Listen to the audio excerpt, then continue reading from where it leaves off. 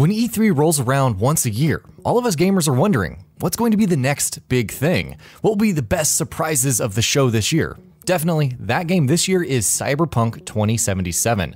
This is a game so meticulously crafted down to its smallest point, that its world doesn't feel like just any game, but a living, breathing metropolis teeming with visceral substance. This world has a story, tucked in every corner, down every street, and it's up to you to discover its secrets.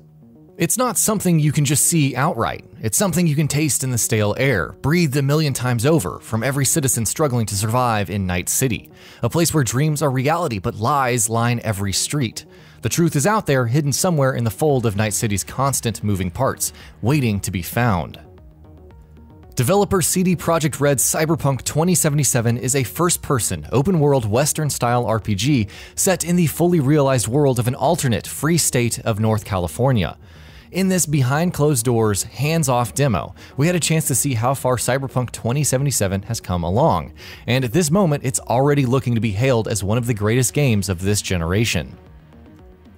The game starts off with the ability to set up a fully customizable character to your liking. In the demo, the developers chose a female named V. Upon the game's release, you'll also have the ability to choose more options before starting the game, such as a backstory creator that unravels throughout the expanse of the game. V is the citizen of Night City, a place controlled by megacorps in the towering skyscrapers above. There's a sense of aura flowing through the sky in those towers high above, dwelling over Night City. Below, goons and gangs rule the cold streets behind colorful flickering neon lights and glowing atmosphere. V is a cyberpunk, an enhanced human with cybernetic abilities that comes from upgrades to her body from cyberware that she'll need to survive Night City's rampant urban culture. You'll immediately take note at Night City's bustling metropolis, a world where everything is in constant flux, where danger lurks around every bend and down every narrow alley. Cars fly from above, citizens watch their backs walking down the busy sidewalks, and stores and vendors line the streets hoping to make an eddy, the in-game currency.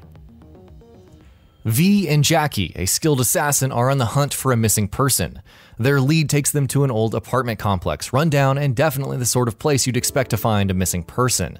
The action revs up in the first moment of gameplay as V and Jackie rush into the complex to an assortment of enemy types, loaded with cybernetic implants, hysterically firing off their weapons in V's direction.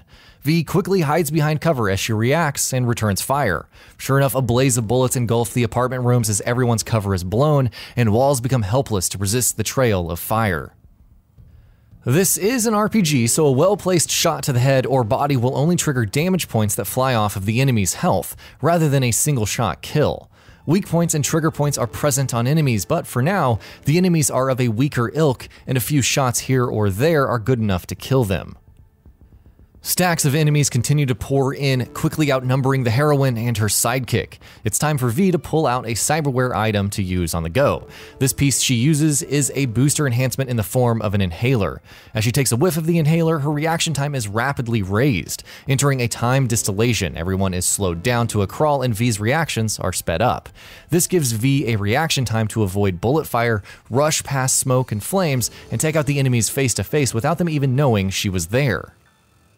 After eliminating the remaining enemies, the duo finds who they're looking for. Two bodies, one male, dead, the other an enhanced female, still alive. Barely. V hacks into the dying woman's body to discover the exact details of her situation. After V calls for a trauma team to try to save the dying woman, we find out that there's something important about her.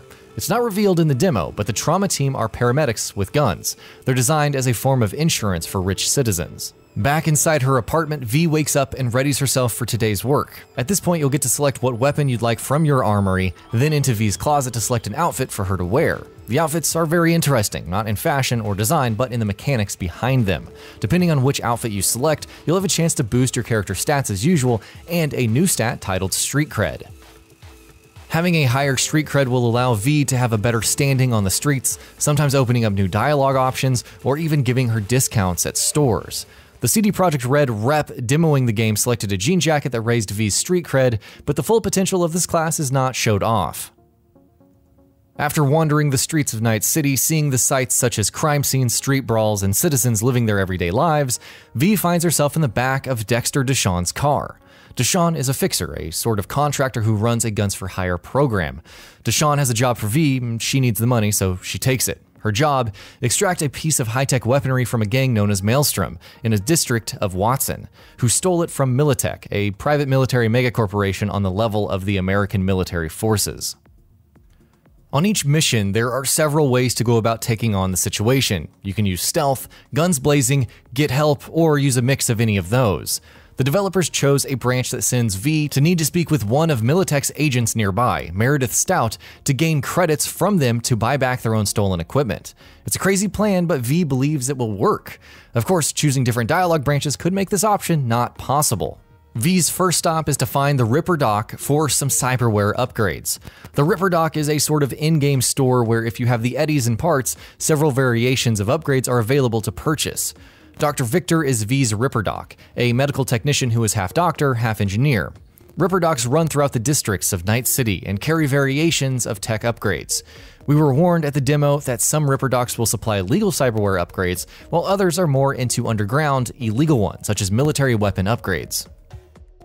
Luckily for us, Dr. Victor didn't apply anything that would get V into trouble with the law so easily. A Kiroshi optical scanner eyeball is then implanted into her eye socket. This new ability allows V to scan enemy weak points and positions and zoom in, sort of like a sniper scope.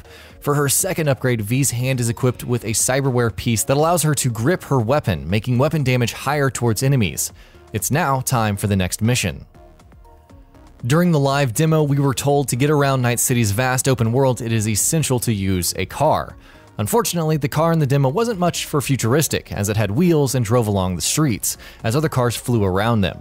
The developers also noted that there is more than just a car to ride around it, so we're hoping that we get to do some flying sometime later in the game.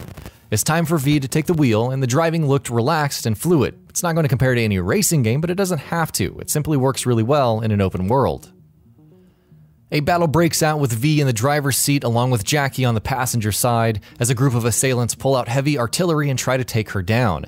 V pokes half of her body out of the driver's side window as the car continues onward, following these strangers with guns. V becomes fully controllable as you are able to aim and destroy the enemies in their vans. Strangely, V's car drives perfectly as she's out aiming for the kill. So does the car become automated, or does the player control both her and the vehicle movement? Well, that much is unclear right now, but nonetheless, V takes down her enemies and clears herself from danger at hand. Arriving at her destination, V makes use of her newest cyberware implant, the Kiroshi, and scans Militech guards and their vehicles before approaching the situation. This is a good way to go about certain missions, as it can give you early info on what's happening and what you're about to get yourself into. V proceeds as everything checks out, and she confronts Meredith about gaining access to a line of credit. Meredith sticks her guards on V, then she proceeds to upload her data into their own heads. Here we learn that everyone with a cyber implant has a weakness to get hacked. V goes into branching dialogue again as they ask her very specific questions, and now that she's being hacked, they know when you're lying, so choose your answers carefully. This is such a unique aspect. Usually lying in other games with dialogue doesn't have much for consequences. This game can have deadly ones.